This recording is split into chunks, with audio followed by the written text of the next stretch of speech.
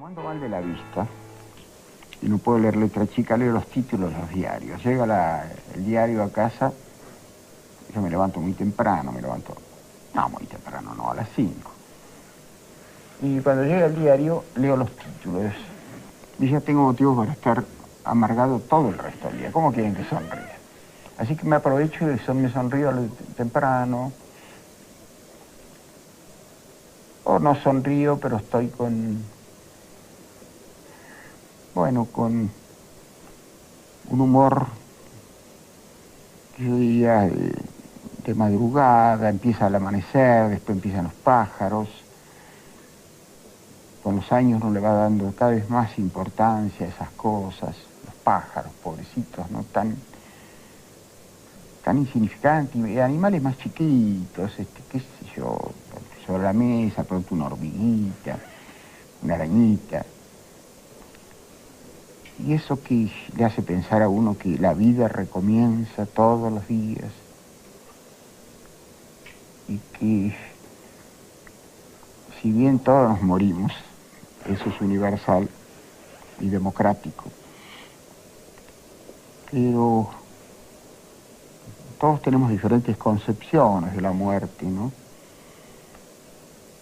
Pero la sensación, digo sensación porque no alcanzo a animarme a decir la idea que tengo de la muerte es muy ambigua y muy cambiante según el día. Si llueve es una cosa, si hay sol es otra. Pero la que da la sensación de eternidad es esa renovación de todos los días y particularmente cuando empieza la primavera, el sol, pero ya la mañana tempranito, cuando empiezan los primeros pájaros, ahora en estos días, por ejemplo, empiezan ya a las 7. Ya uno piensa que estos animalitos que no se plantean problemas metafísicos son los que tienen esa verdad animal, en el buen sentido de la palabra,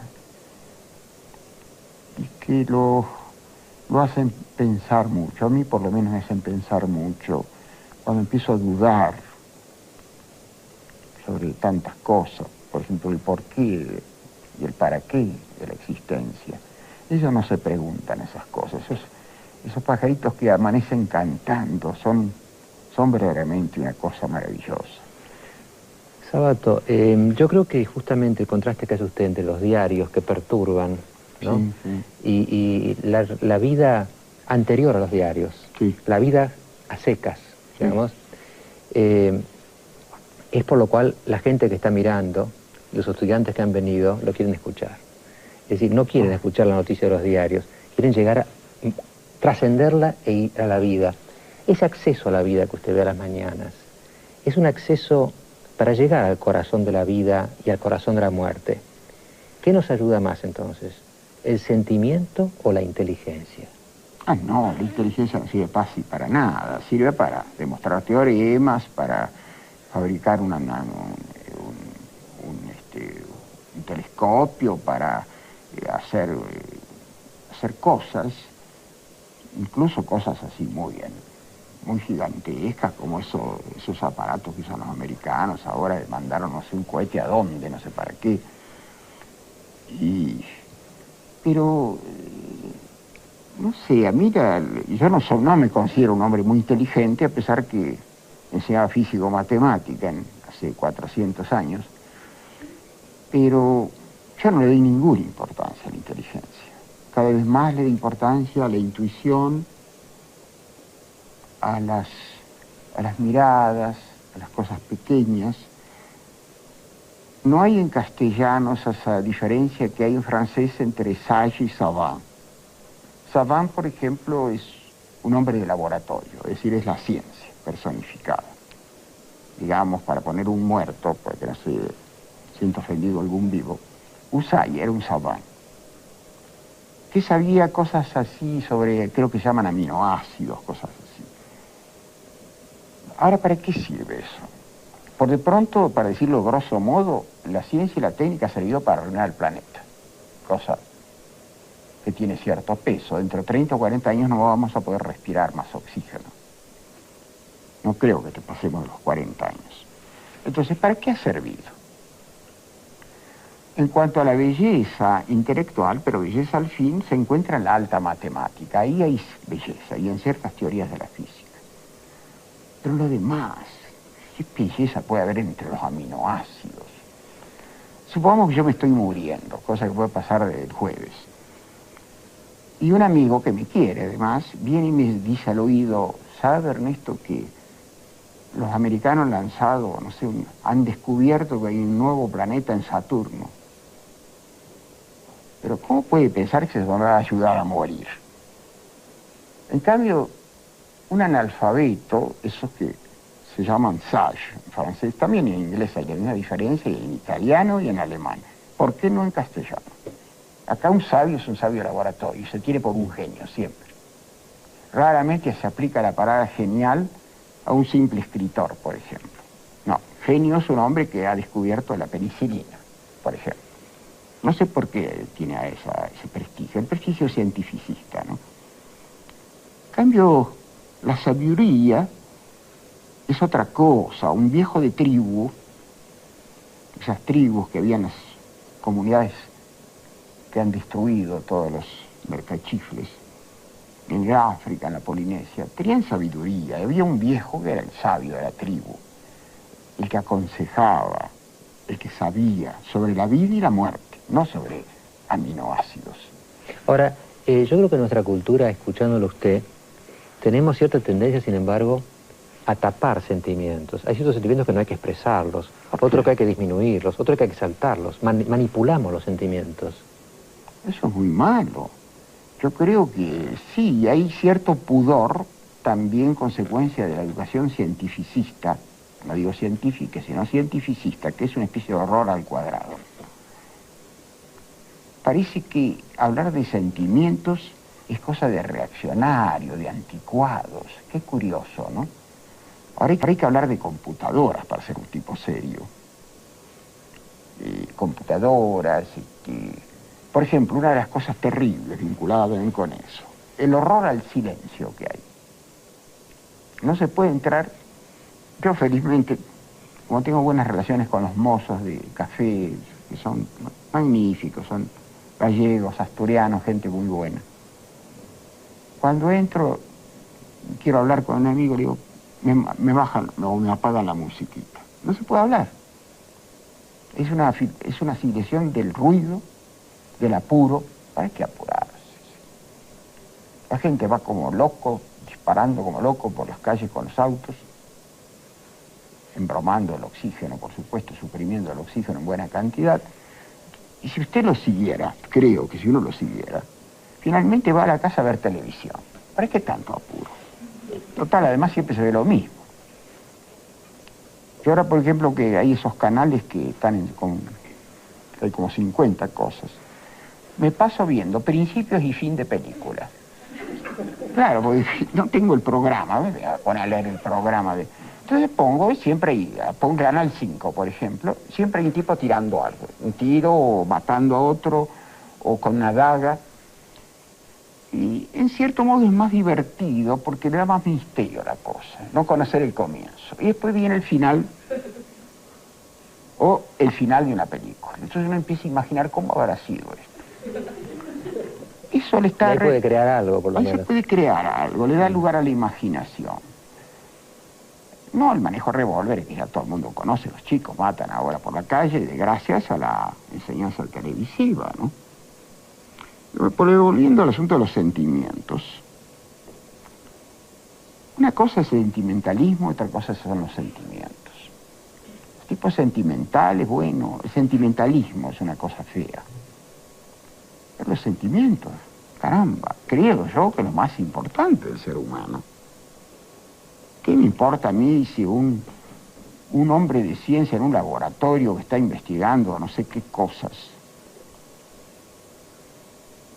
¿Qué clase de emoción me puede producir eso?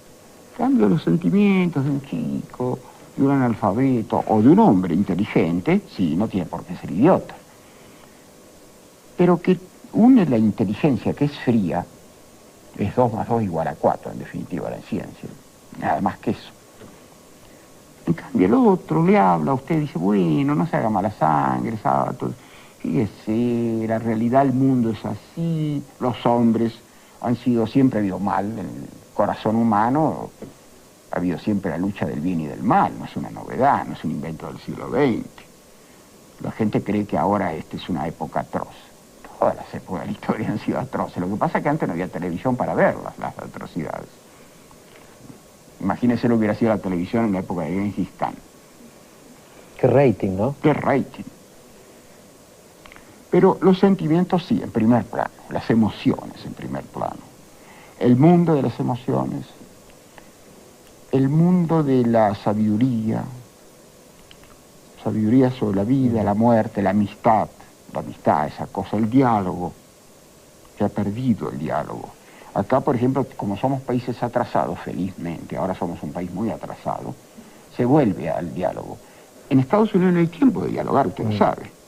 Ahora las máquinas de contestar unas con otras, ¿no? Ahora hay máquinas para contestar, y por ejemplo, si un tipo está con ánimo de pegarse un tiro o de tirarse al río, cosa muy frecuente en las grandes ciudades norteamericanas, hay aparatos, números, donde contesta un tipo que tiene una cinta grabada, ¿no? Para animarlo. ¿Cómo una cosa, que es el teléfono, puede animarlo? Es decir, el hombre está cosificado y mediante otra cosa, que es el aparato, se comunica con otro tipo, que es otra cosa. ¿Cómo una cosa puede animar a alguien?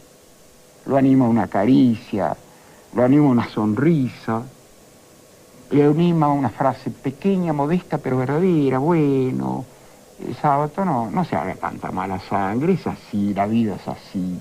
También hay cosas muy hermosas en la vida. Decía, me estaba acordando cuando hablaba de Sábato, una película que se dio hace un tiempo que llamaba Gente como uno. Cierto.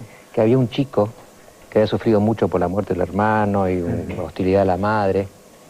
Y el psiquiatra por ahí le dice, no suprimas los sentimientos dolorosos, porque te vas a quedar sin los otros, Claro. sin los sentimientos felices. Es decir, si suprimís una parte, te quedás sin nada. No, y además que los sentimientos dolorosos preparan para la muerte. Es decir, una felicidad absoluta hace muy trágica la muerte.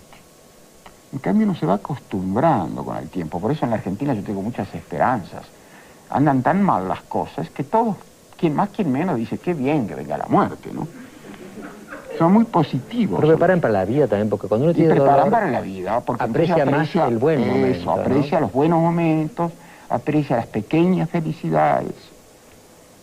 De pronto a mis nietos que vienen a casa a hacerme chistes, decir chistes, a tomarme el pelo, ¿para qué vamos a andar con vueltas? Yo me divierto como loco, no me dejan decir una palabra. Aprovecho para hablar cuando vengo aquí con Grondona, con algún otro que me peregrina y vea. Con mis sobrinas o mis nietos, son muy inteligentes, hay una particularmente brillante. En cuanto abro la boca ya me refuta con una paradoja, con una cosa. Yo me divierto muchísimo con ellos, es una gran alegría.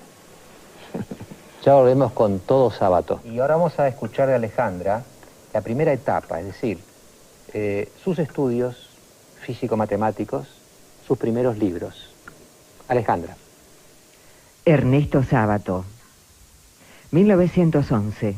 Nace en Rojas, provincia de Buenos Aires. 1938. Doctorado en Ciencias Físico-Matemáticas, Universidad de La Plata. 1939. Es becado por el profesor Hussey, Premio Nobel de Medicina, para trabajar en el Laboratorio Curie de París. Se vincula con los surrealistas. 1943. Abandona la ciencia.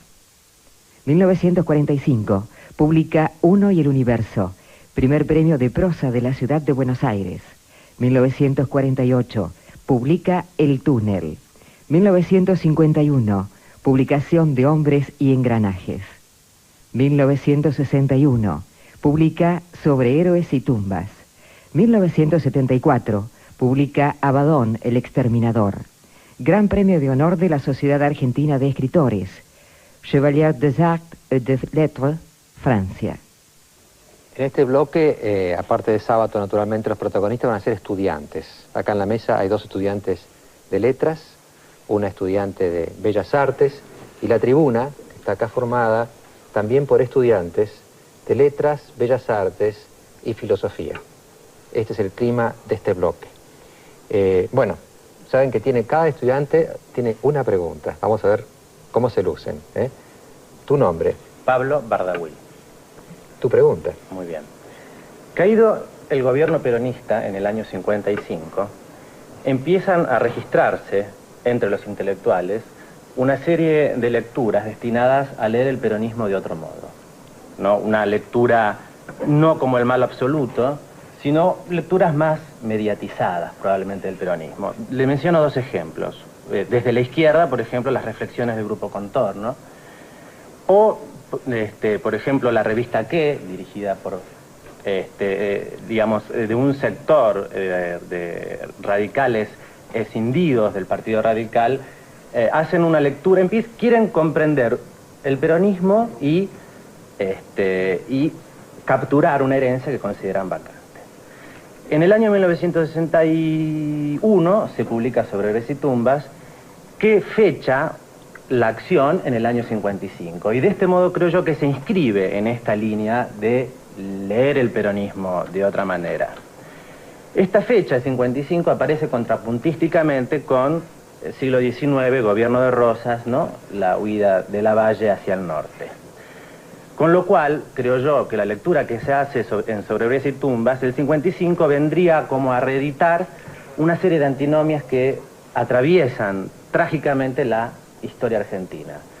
Civilización barbarie, peronismo antiperonismo, cabecitas negras clericales, federales unitarios. La pregunta es la siguiente. Pasados más de 30 años de la primera edición de la novela y casi 40 años de aquella escena famosa de la quema de las iglesias, ¿no? ¿Qué piensa acerca de estas antinomias que la literatura argentina viene proponiendo ya desde Sarmiento?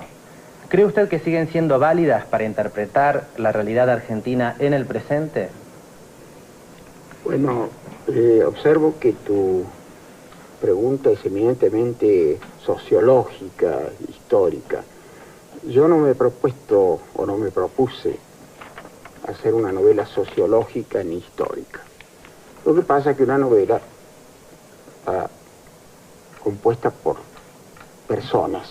Las personas tienen ideas, tienen pasiones, alguno asesina a otro, esas cosas, ¿no? Siempre hay algún asesinato en mis novelas. El fondo es una nación concreta. Pero para no poner ejemplos más contundentes y no la de un simple aborigen, pensamos en Raskolnikov, por ejemplo, de Dostoyevsky. Como se dice ahora, si uno dice interpretación es un anticuado, un dinosaurio. Antes, sin embargo, nos manejábamos con interpretación y no, las cosas no andaban mal. Ahora son lecturas. Ahora hay que hacer lecturas. Esa es la palabra de moda, ¿no? Como otras cosas de moda. Yo leí, por ejemplo, Crimen y Castigo a los 15 o 16 años. Leí mucha literatura rusa desde adolescente y alemana, la romántica, ¿no? El romanticismo alemán. Una primera lectura, con perdón de la palabra, como se dice en el campo, es que haría un marxista o que haría un sociologista, es la historia de un estudiante pobre, resentido, que por motivos sociales mata con un pedazo de fierro, para emplear la palabra como se decía en el campo en otro tiempo, la palabra castiza, con una vara de fierro o algo por el estilo, a una usurera. Cosa, por otra parte, perfectamente legítima y razonable, ¿no? Entonces uno lee a los 15 años eso como una novela policial. En segundo lugar, después la lee como una novela sociológica. Un estudiante resentido en una sociedad así, aparecen generales, prostitutas, en fin, todo ese tipo de cosas de la literatura rusa. Y se hace una interpretación sociológica sobre la realidad rusa, los mujik, el zar, las rebeliones contra ciertos zares, Esa es una segunda lectura. Cuando uno es más grande y pasa ya los 40 años, al leer se da cuenta que lo que está en juego no es Rusia propiamente dicha, ni es la usurera, sino que es el problema del bien y del mal. Es decir, en una gran novela,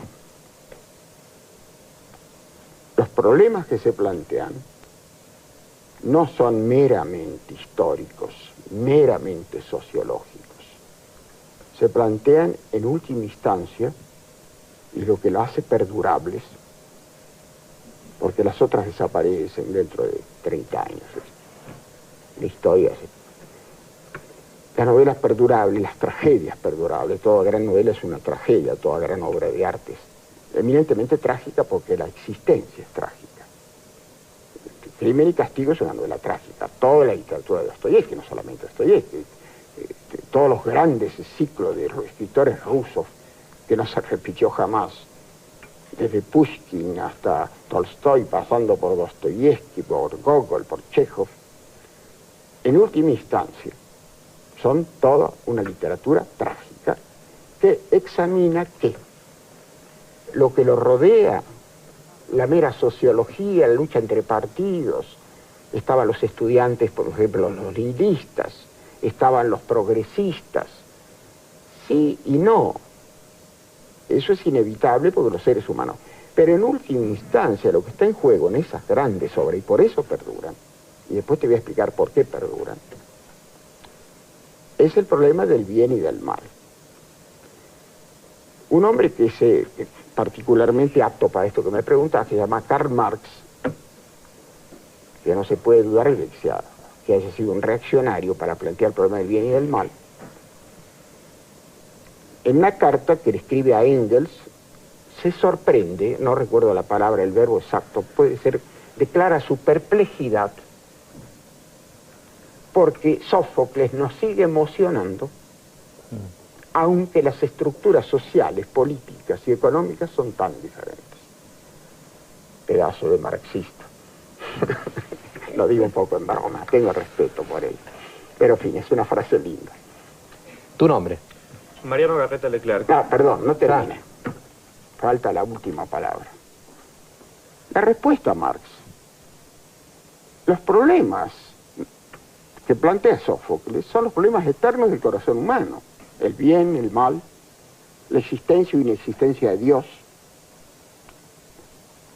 la rivalidad, el rencor, los grandes atributos de la condición humana, la envidia, que se pone más de moda según las épocas, la envidia, todo eso es eterno. A eso se refiere la Eclesiastés cuando se dice que no hay nada nuevo bajo el sol. Se refiere al corazón humano. Yo diría, Sábato, a ver si concluyo bien, en Sobreros y Tumbas, Lavalle o Rosas son casi un pretexto. Pero es un pretexto, es lo que le iba a decir, casi la palabra pretexto, menos mal que me ayudó. No digo un pretexto en el sentido malo de la palabra, tiene que ser hombres de carne y hueso. Claro. Yo no pretendí hacer un elogio de los unitarios. La muerte de Lavalle es trágica. Más, hay una interpretación poética que creo que es, como siempre, la verdad. La poesía es la que da la verdad, la poesía, es decir, el sentido del corazón humano. No es ni federalista ni unitaria. Es la tragedia de un héroe derrotado seguido por sus fieles hasta el fin. Así que, si vos me planteás que si el peronismo, esas son cositas que pasan. El corazón humano, no, eso es lo que va a perdurar. Si perdura esa novela, por el momento ha resistido ya unos cuantos años, será por eso, y no porque hable de unitarios y federales. Tu nombre. Muy bien, Mariano Garreta Leclerc. Yo le voy a... Leclerc. Sí, yo... Como el de la calle, ¿no? El general Leclerc, el que entró en París. Bueno, ¿Cómo entrás vos acá? vamos a ver. Mi pregunta es básicamente sobre su obra literaria. En sus novelas hay una fuerte apetencia de verdad, y esa verdad se liga a un concepto de racionalidad que a mi juicio sí es histórico, que es un concepto de racionalidad muy ligado al romanticismo y que tiene que ver con la memoria. Esa ligazón entre racionalidad y memoria determina ciertos papeles de sus personajes. Lavalle es una persona que avanza sobre Buenos Aires y recuerda en los campos de Navarro el fusilamiento de un compañero de armas y se ve replegado sobre sí mismo y retrocede inexplicablemente. ¿Te parece que eso es racional? No, simplemente estoy... No, te advierto que yo no estoy de acuerdo. Una forma de racionalidad, no técnica, sino una racionalidad romántica, la racionalidad de Hegel o la... No. Bueno, no tiene nada de racional que Lavalle, después de 20.000 vicisitudes, se venga a Buenos Aires, organice una legión, llega hasta los campos de Navarro y al otro día ordena montar e inicia una cabalgata loca cada vez más lejos de Buenos Aires para morir. Si eso te parece racional, hay que reformar la palabra razón. Bueno, no hay nada de racional que sea fundamental en el hombre. Eso sirve, como dije antes, para las matemáticas.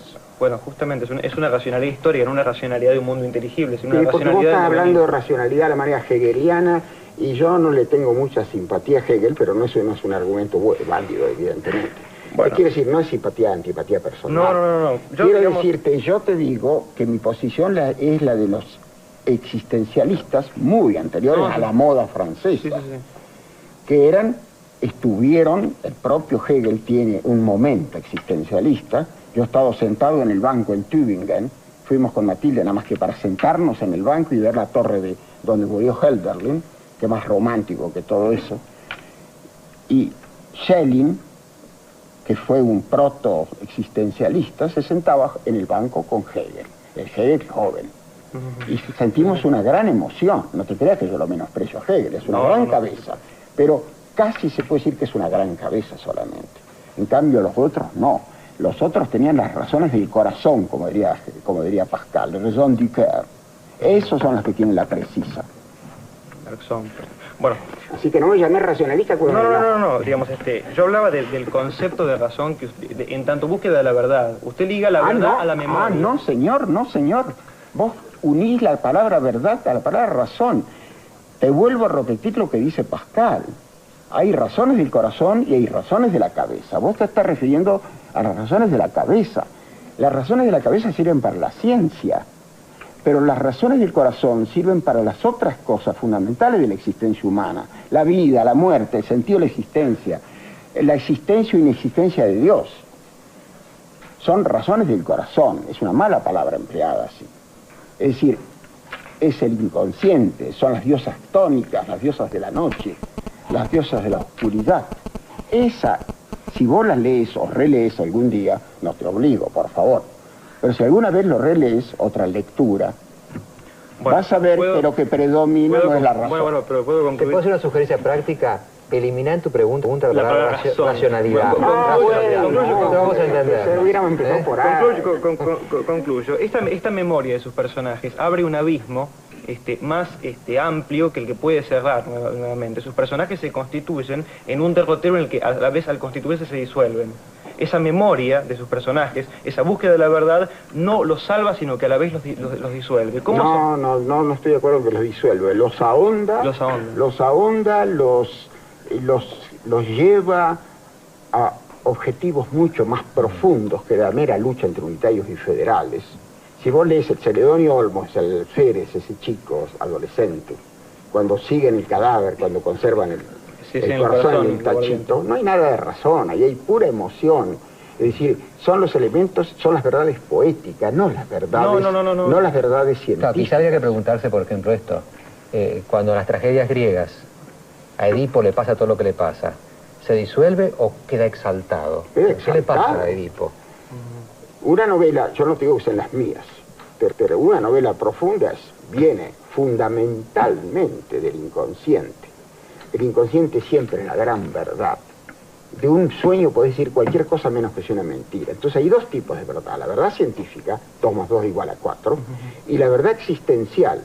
Un sueño es contradictorio, es ambiguo, no sabes bien qué quiere decir, pero es una gran verdad. Y el arte, la poesía en el sentido del arte en general, es la que tiene la verdad.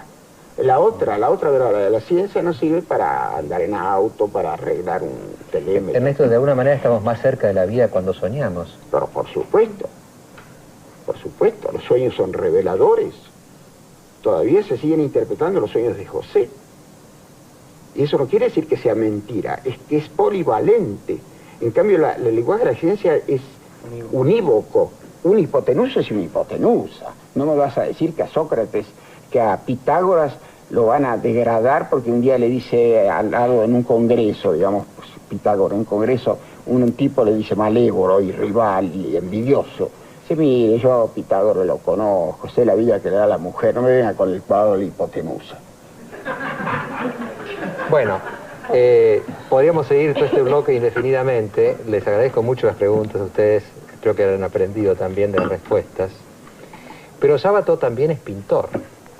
Yo me acuerdo en Hora Clave presentamos una vez sus cuadros y ahora la que nos queda es una estudiante de Bellas Artes, otra más, Claudia Solá. Claudia Solá, sí. Bueno, ahí está mostrando algunas pinturas de cuadros de Sábato y tendrás alguna... ¿Vos pintás? ¿Estás estudiando pintura? Sí, pero yo justamente no tengo una pregunta sobre pintura. ¿Ah, no? No, sino sobre algo que me ha llamado mucho más la atención y es, después de leer su obra a veces resulta difícil hacerle una pregunta, ¿no? Y siempre me llamó la atención la mención permanente a Matilde en toda su obra. Yo lo que quiero saber es... ¿Novelas también? Sí, sí, sí. ¿Te parece mal? No. Por ahí que están peleadores, ¿eh?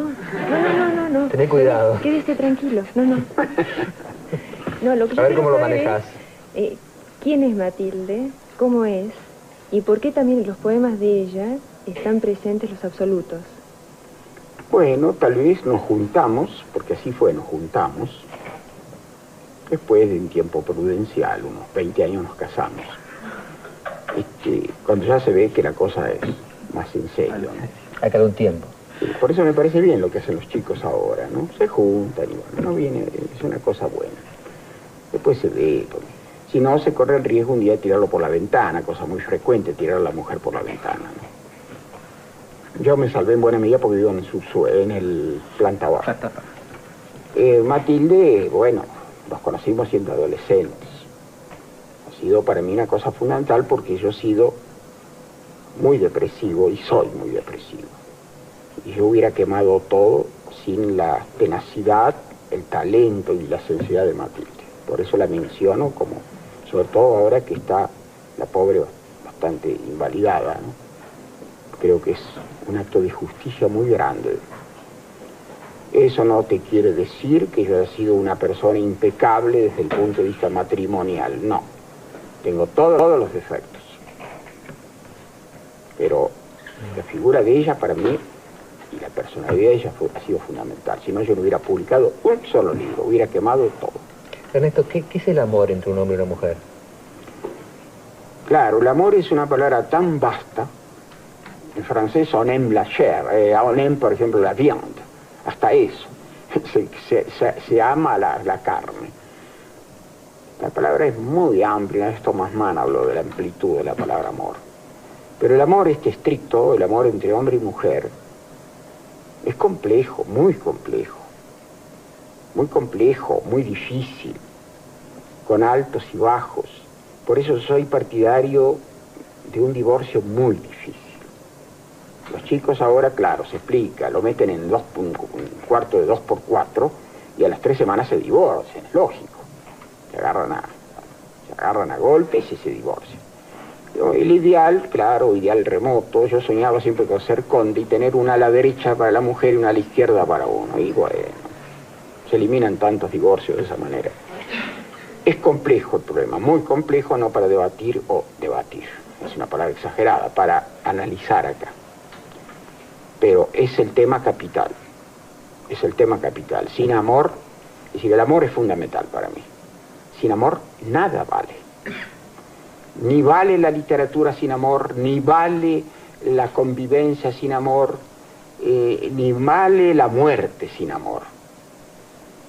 El amor es una cosa fundamental. El amor no solamente por los hombres, por las cosas, por un animalito, por un perro. Son donde se dan las expresiones más puras de amor en general, con los animales. El hombre, como decía Nietzsche, es el animal el único animal perverso del hombre que existe, ¿no? El amor es capital y está muy vinculado a esos grandes problemas metafísicos, ¿no? yo creo, por ejemplo, que gracias al amor uno puede alcanzar la idea de la eternidad. Y uno puede desear o ansiar y hasta lograr quizá la vida eterna. En el próximo bloque mandamos las cámaras por ahí y le preguntamos a la gente por la calle qué le preguntaría a Ernesto Sábato. Ustedes han asistido a una típica sesión universitaria cuando el profesor es un maestro. Porque la función del profesor es desestabilizar a los estudiantes, es desmontarles sus esquemas. Es una función socrática. Sócrates dejaba a todo el mundo dudando y les quitaba las primeras seguridades. Yo a veces digo, no sé si llego a mis cursos, que estoy contento cuando termina el curso y hay más interrogantes que cuando empezó. Y ese fue el bloque que ustedes vieron. Así que yo le agradezco a estos chicos y creo que no se deben sentir mal, sino bien, porque asistieron a una clase socrática. No, los hice con todo cariño. Bueno, muy bien. Ustedes dirán cómo haré cuando no tengo cariño, ¿no? Bueno, vamos a pasar ahora muy brevemente con Alejandra la segunda parte de la biografía de Sábato que habíamos pensado, que es, después de los escritos vienen los premios, los reconocimientos, y finalmente la pintura, sobre la cual no preguntó la estudiante de pintura, pero alguna pregunta va a entrar sobre pintura después. Alejandra. Ernesto Sábato. 1975. Premio de Consagración Nacional Argentina. 1978. Prix au meilleur livre étranger, París, por la traducción al francés de Abaddon, el exterminador. 1979. Chevalier de la Légion d'honneur, en Francia. 1983. Gran Cruz de España. Semana de homenajes en el Instituto de Cooperación Iberoamericana de Madrid. 1984, Premio Gabriela Mistral, OEA, Washington. Premio Miguel de Cervantes, Madrid. 1986, Jurado de la Bienal de Artes Plásticas, Venecia. Homenajes en la Biblioteca del Congreso de los Estados Unidos, en la Universidad de George Washington y en la Universidad de Johns Hopkins de Baltimore. 1987, Commandeur de la Légion d'honneur, Francia. Homenaje en la Sorbonne, París. Premio de Letras, R.H. Valle, México. 1988, Semana de homenajes en la Universidad del Estado de New York. 1989, Premio Jerusalén, Israel. Homenajes en el Centro Pompidou, Francia. Dictó conferencias en las universidades de Yale, Harvard, Columbia, Berkeley, New York, París, Roma, Madrid, Barcelona, Bolonia, Pavia, Florencia, etc. La obra de Ernesto Sábato fue traducida a 33 idiomas. 32. 32, siempre modesto. Bueno, las preguntas de la calle, seleccionamos 3. La gente en la calle hizo muchas preguntas, pero claro, el tiempo es tirano.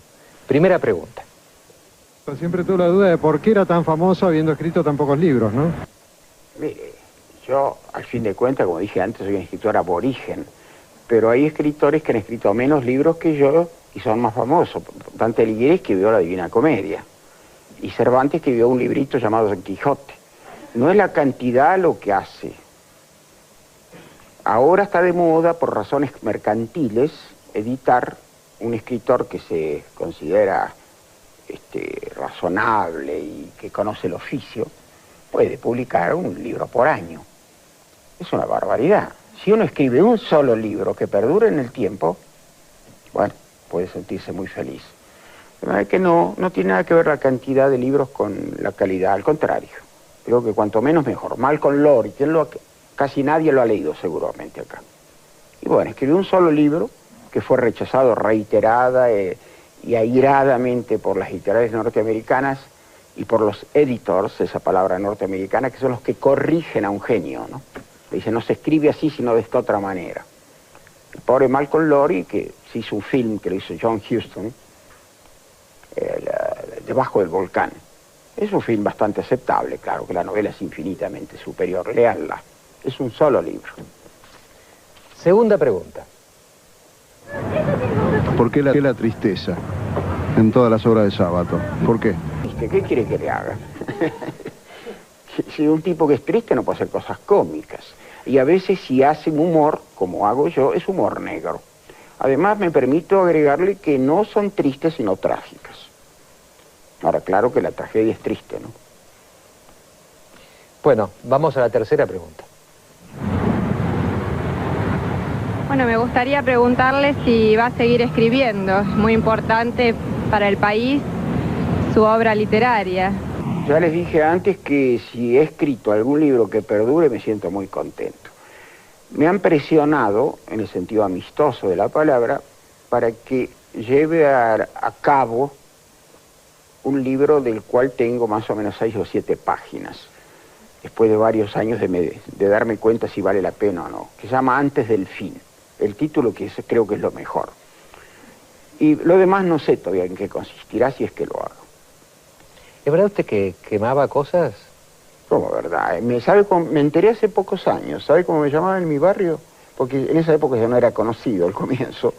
Y quemaba en el jardín de adelante, a la madrugada temprano. Me llamaban el incendiario. Sí, de verdad esto, no es una broma. Ahora ya no se atreven, qué sé yo. Me dicen maestro, por ejemplo, y a mí me da una vergüenza. ¿Maestro en qué? En el próximo bloque seguimos con el incendiario. Porque sé que a Sábato le encanta una canción que se llama Honrar la vida, ¿es así? Sí, mucho. ¿Por qué? Antes déjeme que le diga que es un placer estar con usted, Ernesto, y con usted. Bueno.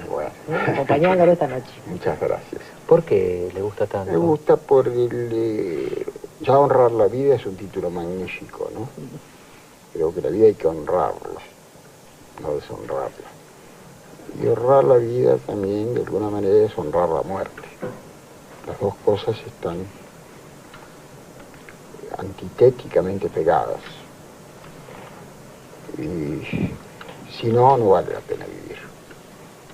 Sin muerte no hay vida. No, sin muerte no hay vida, y sin honrar la vida, creo que todo se convierte en basura.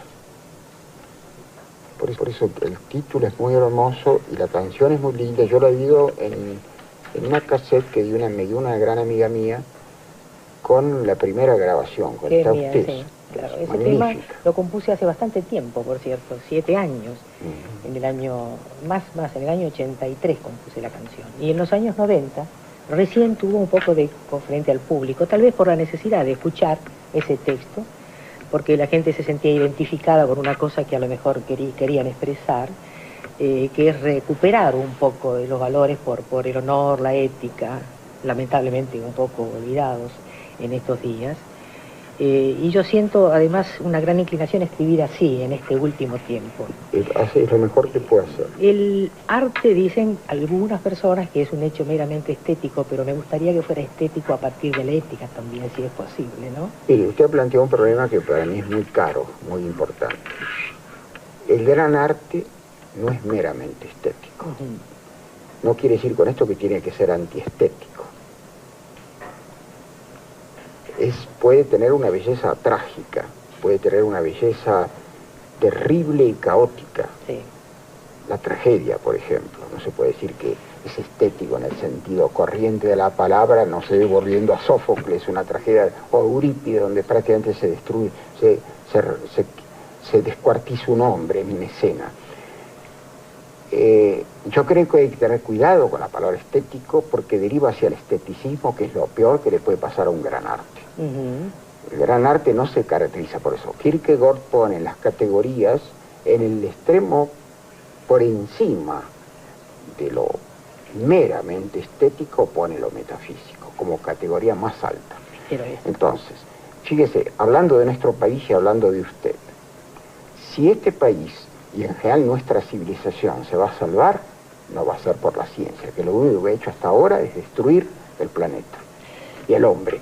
Se va a salvar recuperando eso que hablamos varias veces con los chicos, con el espíritu romántico del romanticismo clásico, gran romanticismo, no estoy hablando del romanticismo cursi, el espíritu que atañe al corazón del hombre y no a la cabeza. Y eso lo da el arte. El arte es lo que va a salvar, lo que salva al hombre. Yo me salvé por el arte. ¿Por qué dejé la ciencia?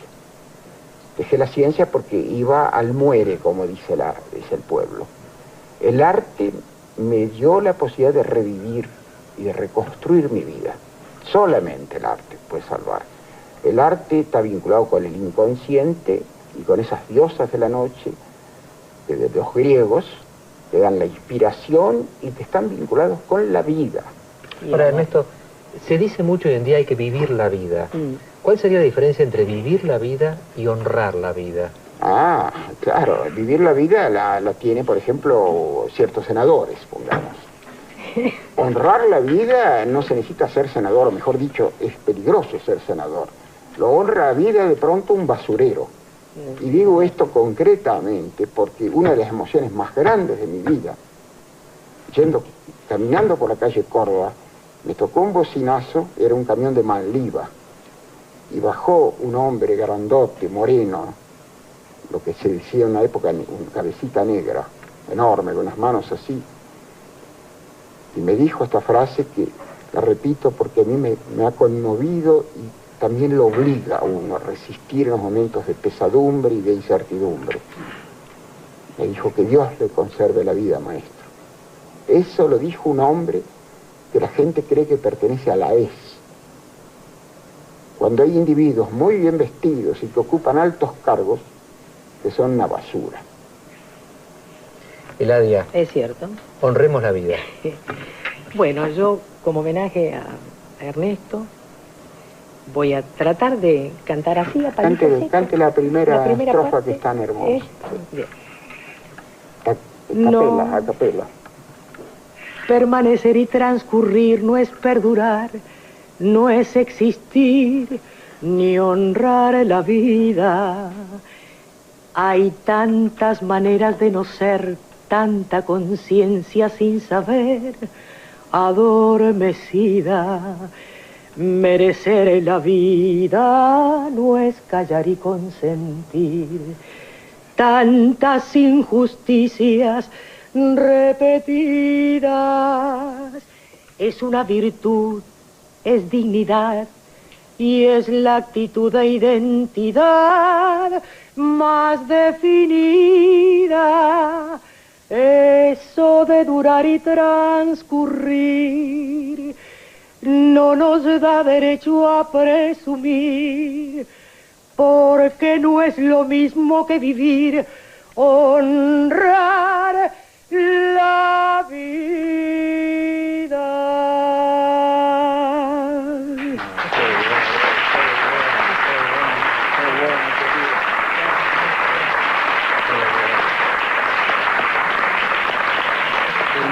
Qué lindo.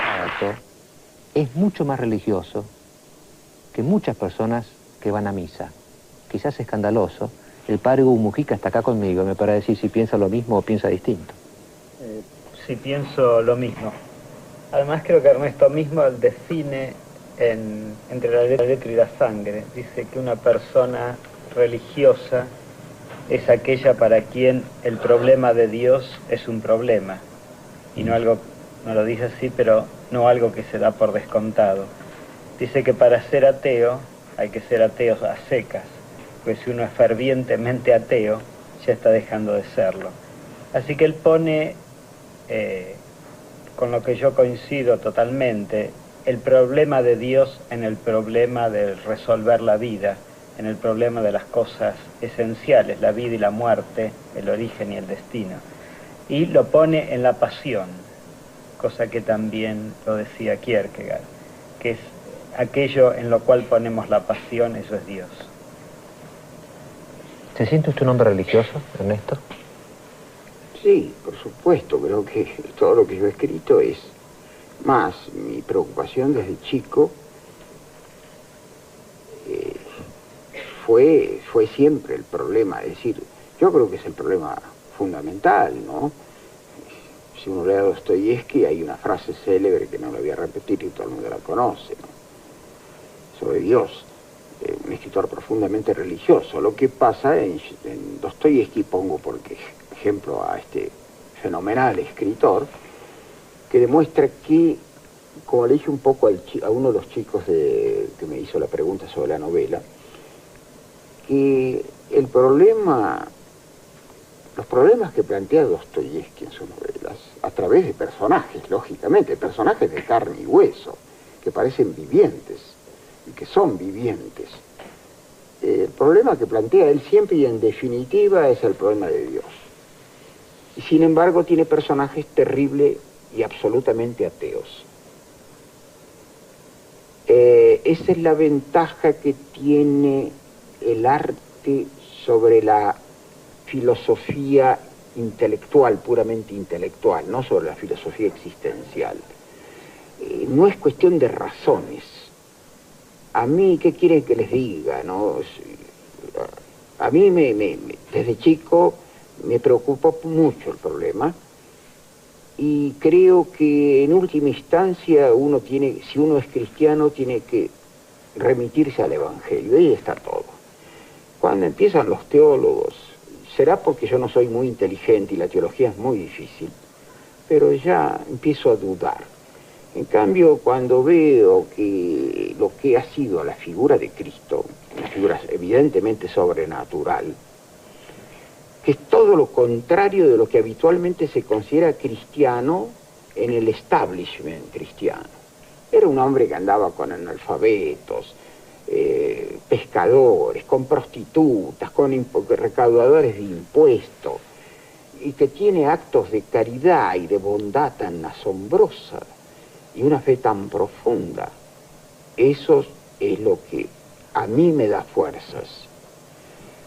Después vienen los teólogos y empiezan a plantear, bueno, ¿cómo es posible que exista Dios si un chiquito puede morir de hambre?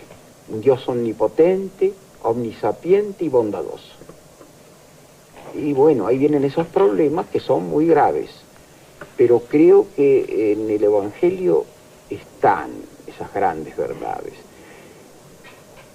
Y yo fui un adolescente muy preocupado por ese problema, tal vez porque mi padre era muy anticlerical, tal vez porque tenía un primo arzobispo, y mi madre también había tenido, en fin, una familia que había tenido hombres de la religión, y había cierto un fuerte anticlericalismo en mi casa.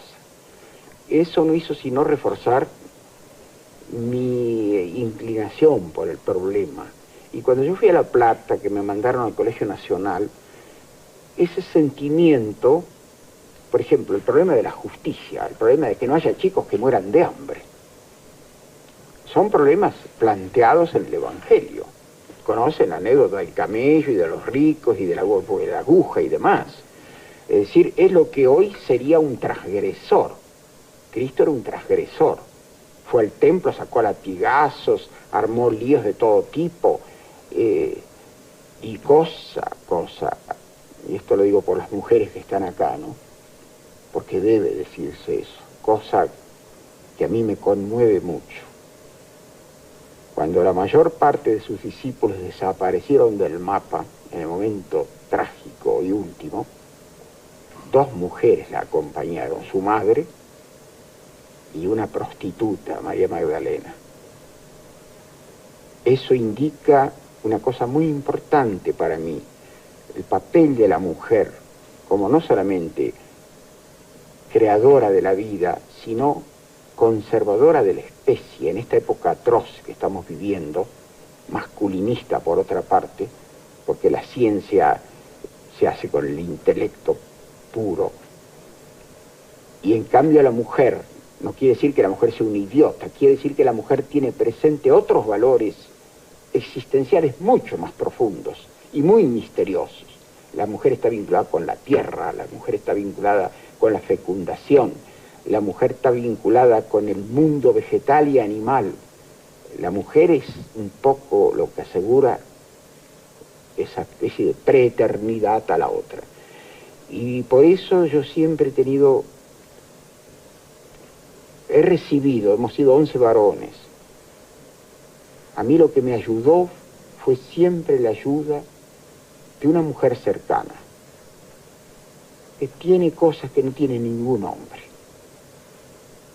Tiene esa calidad casi mágica que tiene que ver con las antiguas diosas, las deidades de la fecundidad como Ceres, Perséfone, todo ese tipo de deidades tónicas.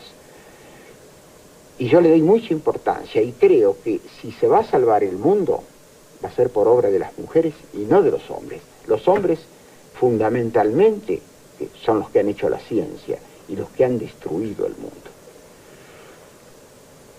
Cuando yo llegué a la Universidad de La Plata, llegaba con esos sentimientos. Y como era lógico,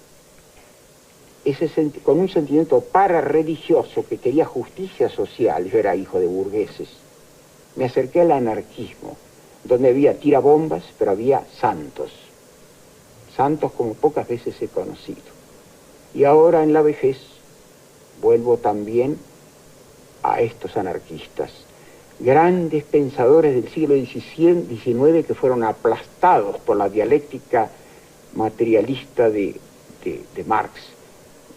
Sin duda genial, pero profundamente injusto con los grandes pensadores como Proudhon y tantos otros, que dieron la solución exacta, la solución de la federalización, las comunas, comunismo viene de comuna, no estas megalópolis espantosas, donde todo está desacralizado, y donde todo está contaminado, donde todo está sucio, y donde no tiene sentido la existencia.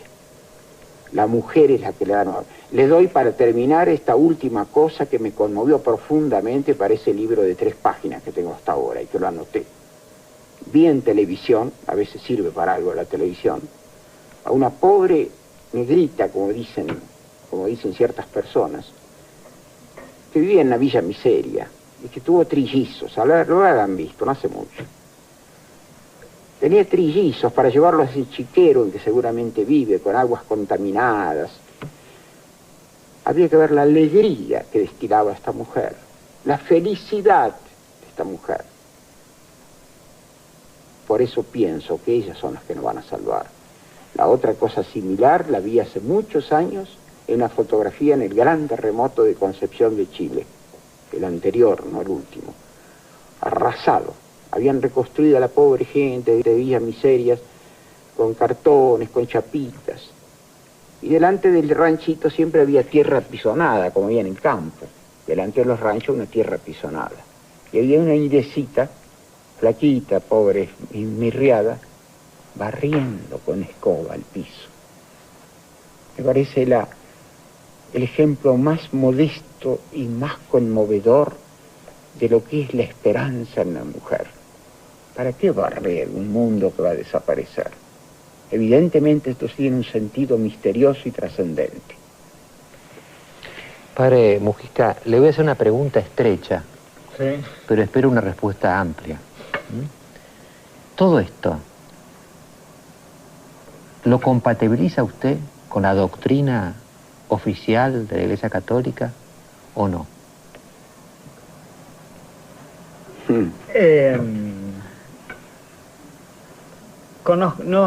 Creo que es una abstracción la doctrina de la Iglesia Católica, sería como de hablar de la Argentina. Es muy difícil, hay pocas cosas que son la doctrina, hay un montón de cosas en las que se cree. Yo, más que esa respuesta, él está hablando de la vida, está hablando de seres que hacen una apuesta por el sentido en el medio de un terremoto, o de la vida del hijo en el medio del basural.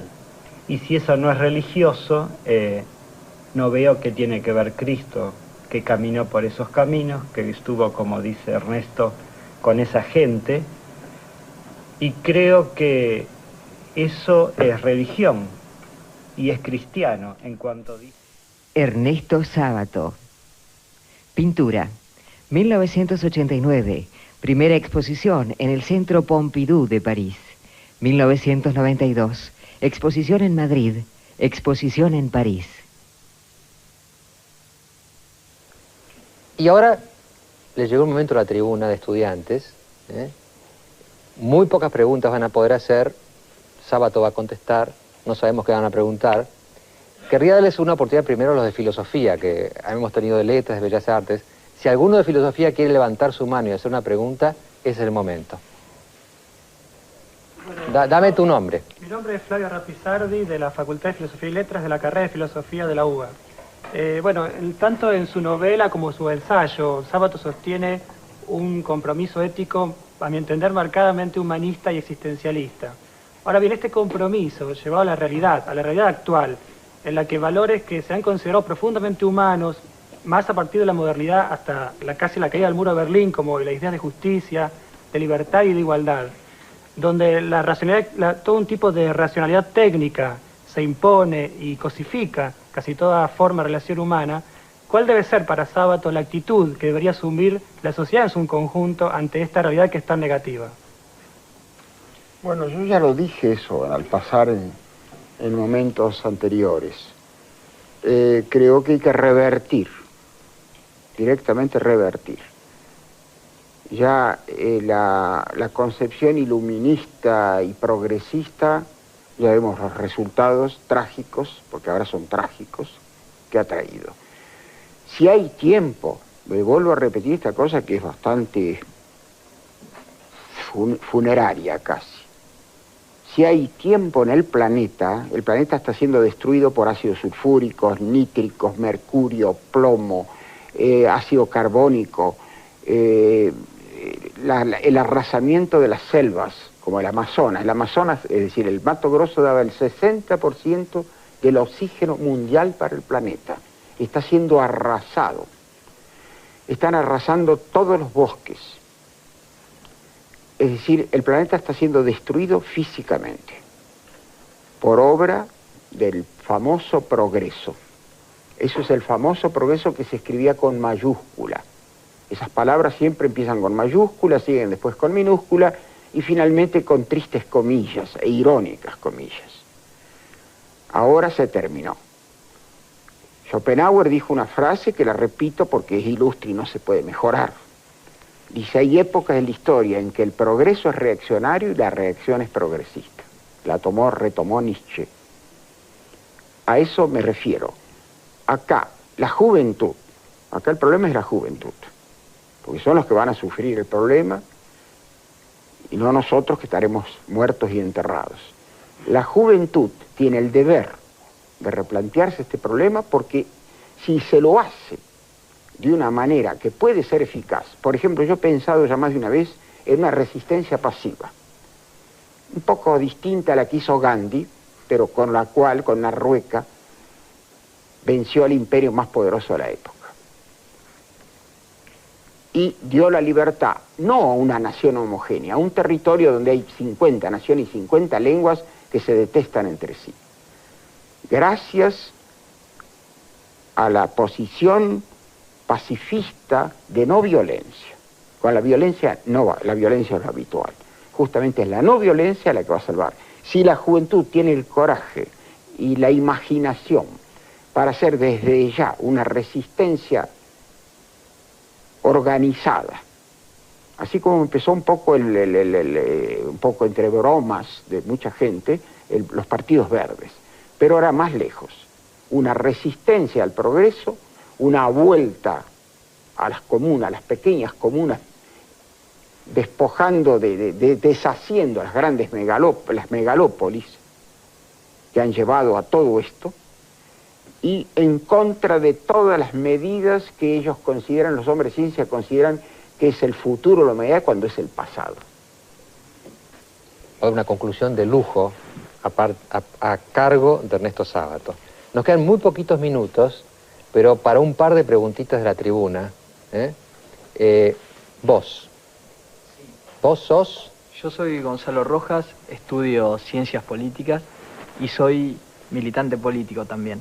Por eso quería contarle que hay un informe suyo que tomó la forma de libro, ¿no?, que marcó a muchos de mi generación. ¿Qué informe? Que es el informe del CONADEP. No es un informe mío, es un informe de una comisión. Bueno, pero que tomó el nombre de Informe Sábato. Fue conocido yo hice el popularmente. prólogo solamente. Bueno, en ese sentido, yo quiero preguntarle a usted qué siente en estos momentos en que nuevamente hay amenazas a periodistas o a estudiantes, qué siente luego de haber publicado este trabajo, y qué balance hace de ese trabajo que por lo menos no había sido nombrado anteriormente en el programa, ¿no? Mire, yo en un momento dado, después de haber trabajado 9 meses en una cosa trágica y horrible, yo pensaba, cuando me levantaba, ahora empieza la pesadilla, una especie de pesadilla al revés, con los testimonios. Cuando pasaron ciertas cosas después dije, ¿para qué diablos hemos hecho este trabajo? Y entonces alguien en Clarín o en La Nación, no sé, me respondió una carta y dice, para mucho. Un periodista alemán del diario Die Zeit, que es un gran diario alemán, me dijo, nosotros desgraciadamente no tuvimos un nunca más. El nunca más fue leído por millones de personas. Leído es excesivo, ojeado, no se puede leer el libro, es terrible.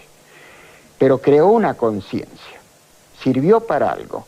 Fíjese que los conatos que hubo después de golpe de Estado fracasaron porque hasta mujeres embarazadas con la panza así se enfrentaban con ametralladoras.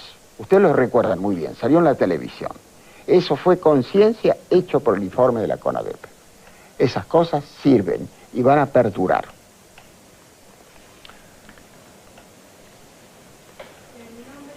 Mi nombre es María Laura Tarsidlo y pertenezco al grupo de estudiantes de Bellas Artes. Habla fuerte. Mi pregunta son dos, cortitas, que quiero saber sobre usted. ¿Cuáles son sus sueños y cuáles son sus temores? La pregunta es cortita, pero puede llegar a estar hablando toda la noche ahora. No, se le voy a decir muy corta también. Las va a encontrar en mi pintura y en mi literatura. No la quiero obligar a leer mis libros. Mi hermano Pepe nunca leyó un libro mío y yo lo adoraba.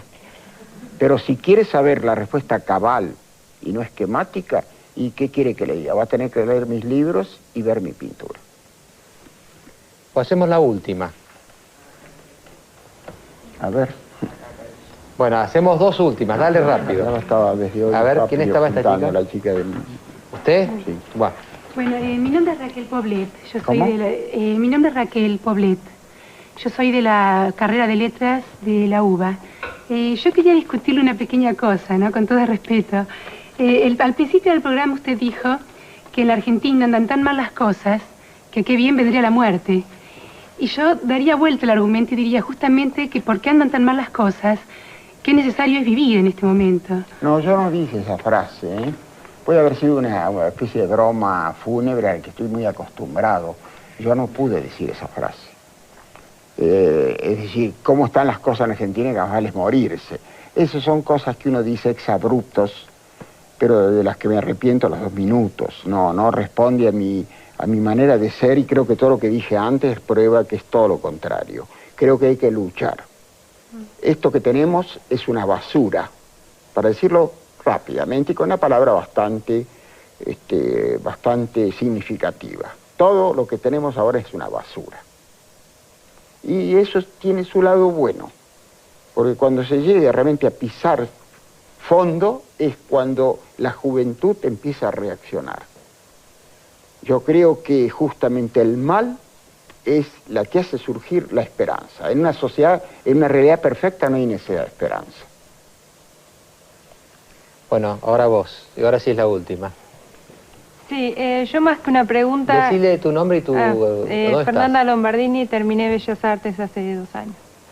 Más que una pregunta, le quería hacer un agradecimiento a Sábato, porque en esta época en que no hay casi ideales para nosotros, para mí es un ejemplo de veracidad, es un ejemplo de un hombre que piensa y obra consecuentemente y que esa unión para mí es muy valiosa.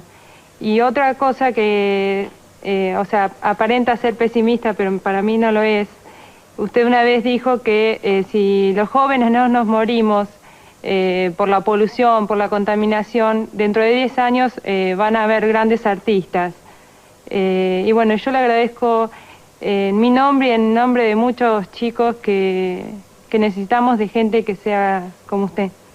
Gracias, querida, sos muy generosa, muy generosa.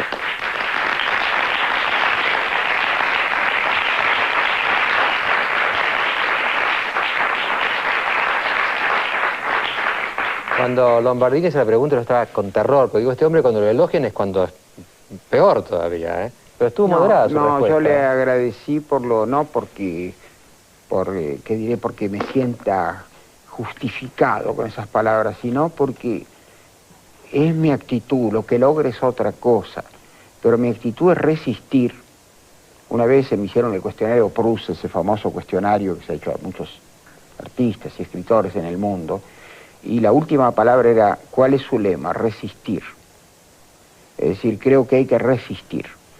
Y no dejo de lado el elogio personal que le agradecí porque creo que es muy generoso. Pero lo otro es cierto. Es decir, conmigo pueden contar a muerte. Yo no soy de los que va a aflojar.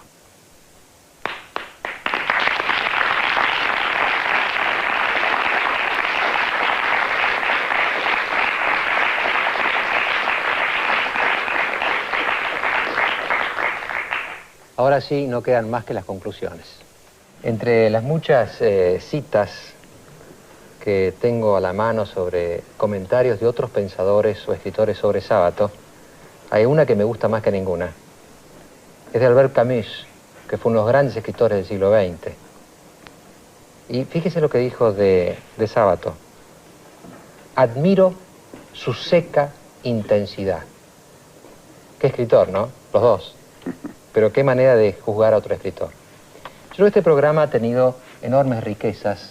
Quizá habría que repasarlo, como se relee un buen libro. Por ejemplo, esa parte del diálogo entre Sábato y el padre Mujica sobre el sentido de lo religioso. La religión es tal, no cuando resuelve el problema lo ignora, sino cuando lo plantea. Es decir, cuando Dios es problema, estamos frente a un hecho religioso. Cuando es solución, ya eso no es religión. Y en el fondo la religión se hunde en el misterio. Es la diferencia con las ideologías. Las ideologías saben todo, explican todo. La religión explica y llega al misterio. Y cuando llega al misterio, nos deja frente al misterio. Eso es lo religioso.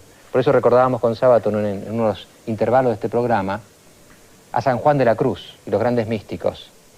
Los grandes místicos llegaban a la noche, primero de los sentidos y después de la inteligencia. En la gran noche de su propia ignorancia frente al misterio. Esto es el espíritu religioso. Necesitar las respuestas que no llegan. Y esto me lleva a la conclusión principal que yo querría. Elijo entre tantas cosas una.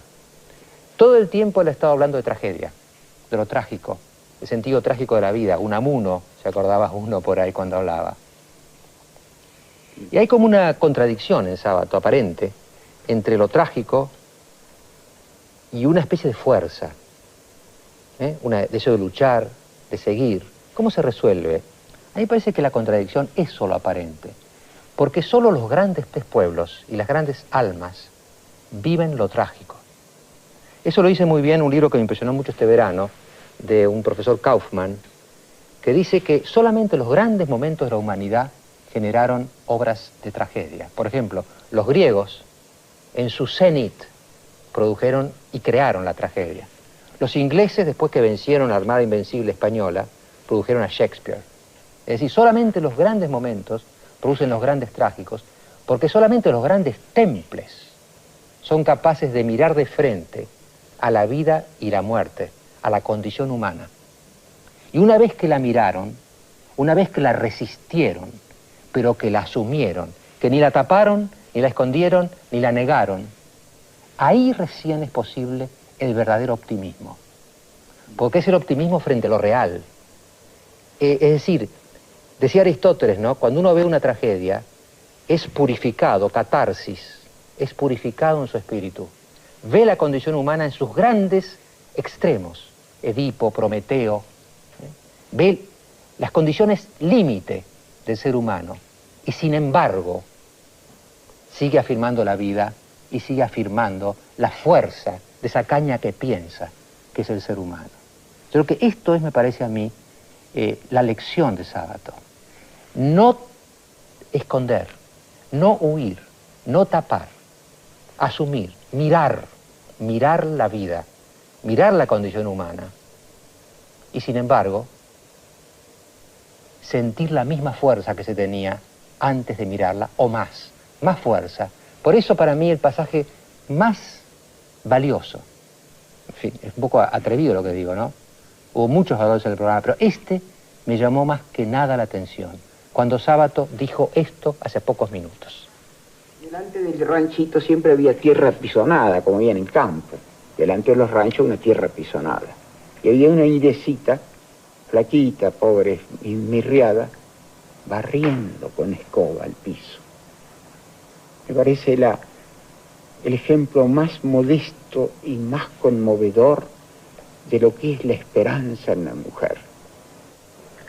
Es decir, no obraríamos, no viviríamos, no nos moveríamos si no tuviéramos esperanza. No certeza, esperanza. Kant lo decía, ¿no?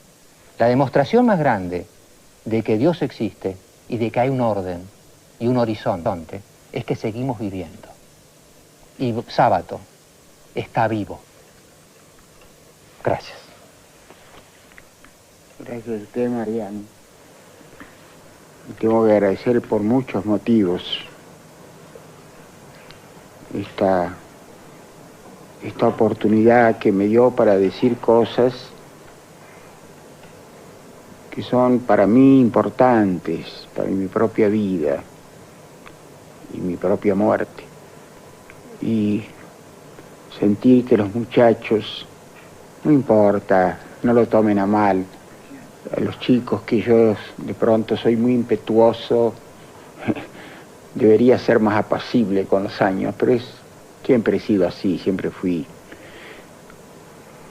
Que les contesté a veces hasta con, no dureza, digamos, pero sí con cierta acritud. No lo tomen a mal.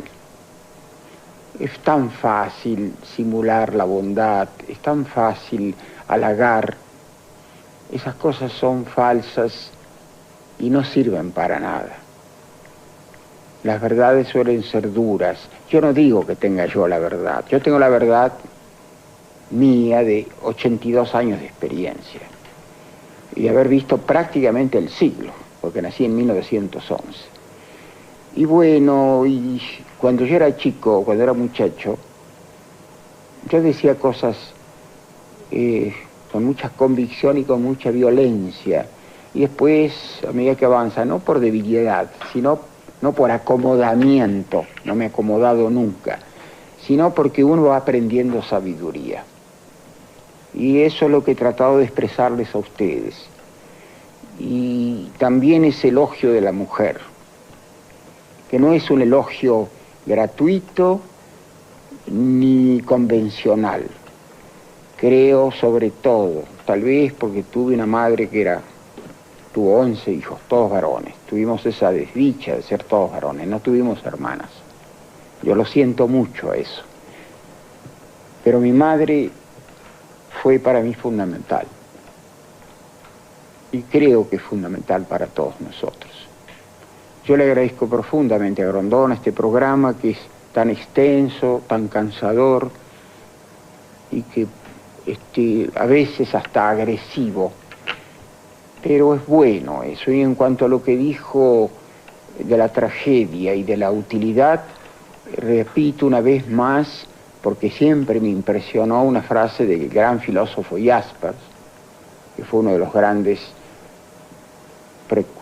grandes existencialistas, cuando dijo que Sófocles, que los trágicos griegos eran educadores de su pueblo. El pueblo que iba a ir eran analfabetos del Pireo, marineros, no eran intelectuales. La tragedia enseña, la tragedia es positiva. La tragedia es la que, en definitiva, nos caracteriza como seres humanos que estamos destinados a la muerte. Y lo que dijo él es coherente con esto que acabo de decir yo. Me parece que es una buena conclusión. A veces me dicen gente, bueno, Ernesto, siempre usted con esas cosas duras y medio funerarias. Digo, no, son cosas vitales. Yo tengo cualquier cosa menos falta de vitalidad. Yo amo la vida, quiero la vida, y por eso mismo se me plantea tan fuertemente el problema de la muerte. Les agradezco muchísimo a todos los muchachos, estén de acuerdo o en desacuerdo. Yo estoy en desacuerdo cuando muchacho con casi todo el mundo, así que a mí yo no me enojo por eso, al contrario, me gusta un muchacho que esté en desacuerdo. No me gustan los que aplauden todo lo que uno dice. Gracias a todos ustedes por haberme permitido estos desahogos, y gracias a Mariano Grondona por la generosidad con que lo ha hecho.